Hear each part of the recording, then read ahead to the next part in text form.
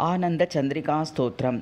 श्री श्री राधाकृष्णाभ्यां नमः। ध्यानम् अङ्गश्यामलिं मञ्चटाभिरभितो मन्दीकृतेन्दीवरं जाड्यं जागुडरोचिषां विदधतं षट्टाम्बरस्य श्रिया बृन्दारण्यविलासिनं यदि लसद्यामाभिरामोदरं राधास्कन्दनिवेशितोज्ज्वलभुजं ध्यायेम दामोदरम्।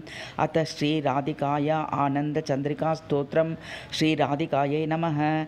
राधा दामोदर प्रेष्ठा राधिका वार्षभानवी समस्तवल्लवी बृन्द दम्मिलोत्त समल्लिका कृष्णप्रियावली मुख्या गान्धर्वा ललिता सखी विशाखा सख्यसुखिनी हरिह्य मञ्जरी इमां वृन्दावनेश्चर्या दशनाम मनोरमाम्।